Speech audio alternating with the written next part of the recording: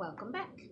I wanted to share a review of a couple Waldorf books and a vegan book. So this is a children's book review.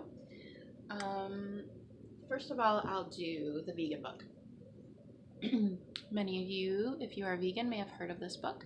This is V is for Vegan, the ABCs of Being Kind. This is written and illustrated by Ruby Roth.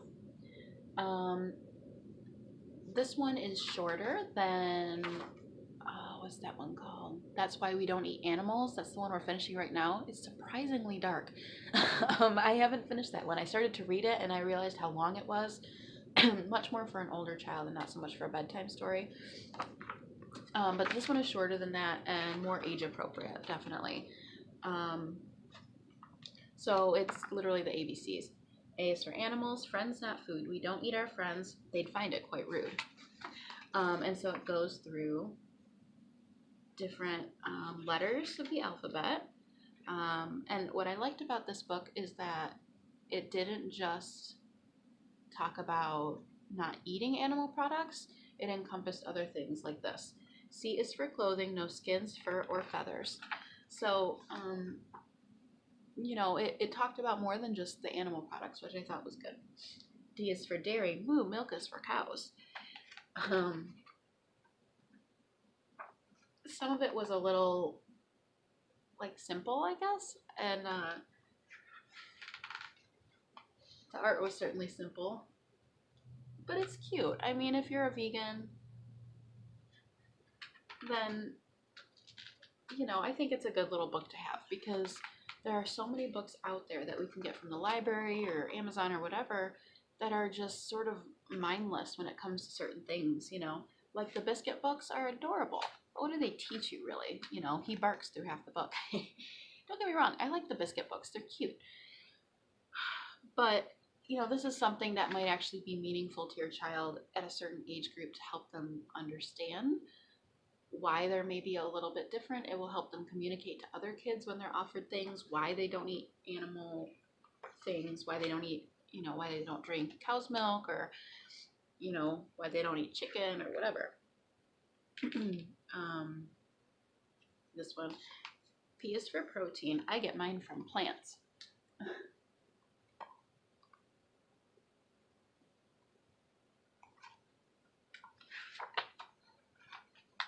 I think it's good. I like this part. It said R is for rescue from shelters, not stores.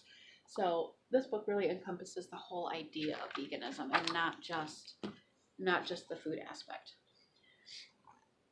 T to treat others as they should treat you. No testing on animals.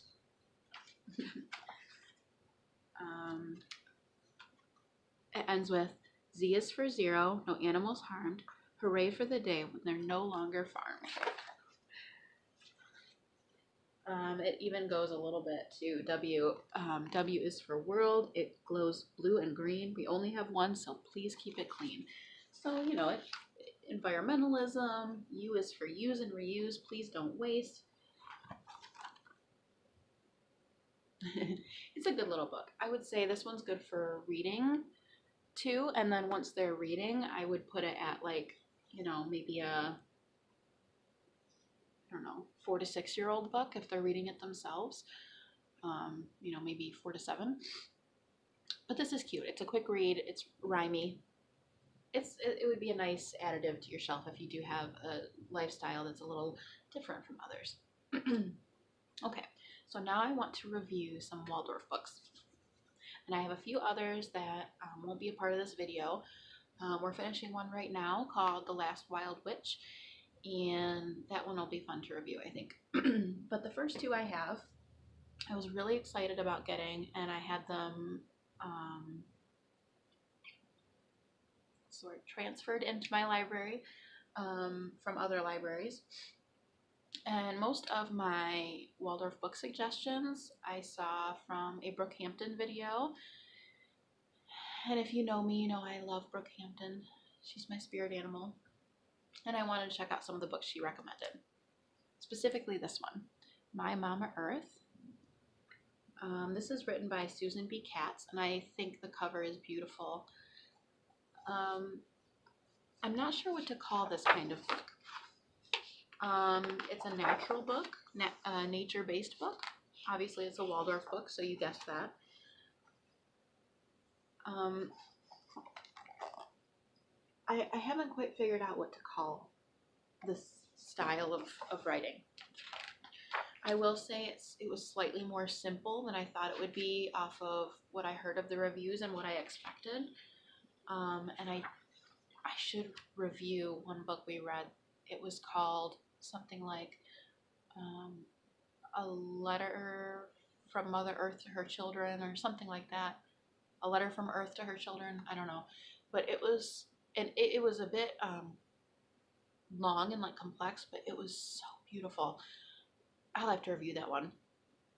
It was probably one of my favorites. It was basically Earth writing a letter to the humans, and it encompassed the morals of conservation and caring for animals, and that we're all one living on this earth together, and so we have to be conscious of basically our footprint, our ecological impact.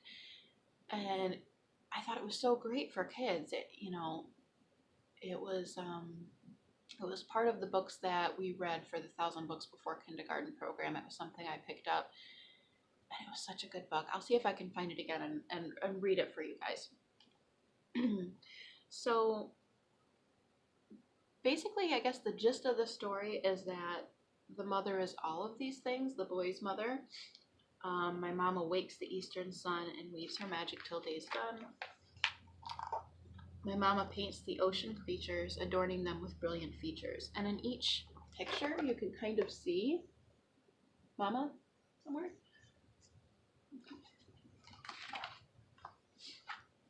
My mama sets the birds in flight. She gives them nests to sleep at night.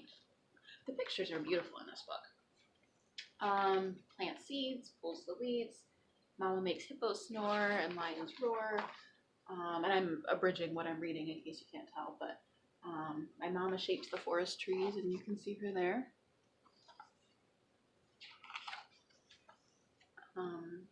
My mama sets the sun out west and holds its warmth for when we rest. Pictures really are beautiful, though. My mama lights the millionth star, not too close, but not too far. My mama hangs the moon for me. She puts it low so I can see. I'm kind of, skipping pages as I go. The last page says, my mama sets her magic free and makes a warm, safe home for me.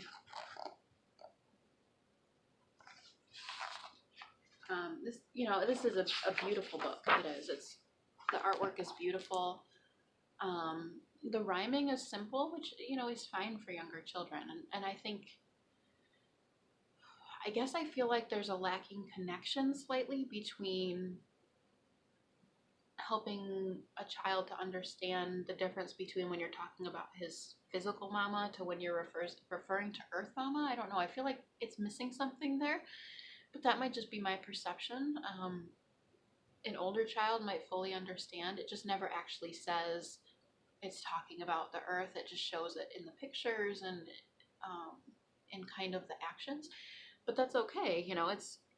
It's a beautiful book, and I think it would be great for any Waldorf home. It's very nice. Okay, so lastly, for this one. This one wasn't specifically recommended by Brooke Hampton, but she does recommend Daniela Drescher. Daniela Drescher is well known in the Waldorf world for her artwork, and she has several Waldorf books. A lot of them to do with like fairies and elves and things like that. I think she did In the Land of Merfolk, which is one I was hoping to get. I think that was one of the ones that Brooke specifically recommended, but my libraries didn't have that one available, so I got Little Fairy Can't Sleep. And the artwork is beautiful. I don't know if you can really tell, but it is a very pretty style of art. This book was so sweet. It was. It starts off with one warm summer's night, Faith, a little fairy, couldn't get to sleep. The crickets were chirping loudly, the fireflies were flickering brightly, and the full moon smiled down on Faith's bed of flowers. Can you see that artwork?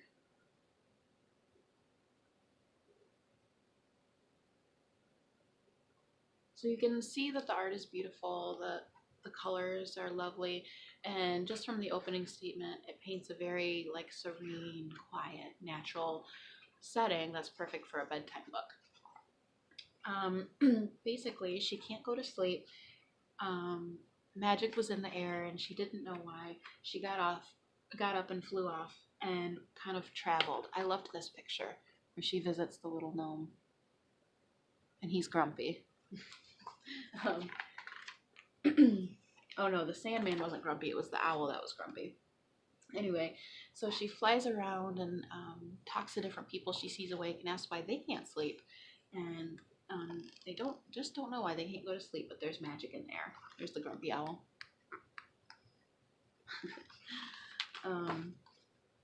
So she flies about and then eventually stops to rest, and she meets the fairy prince, who takes her to a bright clearing in the forest full of beautiful sound of fairy music, a midsummer night's party. So that's what's going on tonight. She danced and danced with her new friends until she was too tired to even fly home. So this would kind of be a nice seasonal book to read, like a midsummer's night, type of thing if you're celebrating that. And it's just so beautiful, it really is. And it's such a serene, calming book. And then, by the end of it, he flies her home and puts her in bed among the flowers. Something sat oddly with me about the fairy prince flying her home, and I can't explain it. I didn't love that part of the book for some reason. Something about it was weird, but anyway, it ends with, the prince gently carried Faith home and laid her down in her soft bed. Good night, little fairy, he whispered. Sleep well and sweet dreams.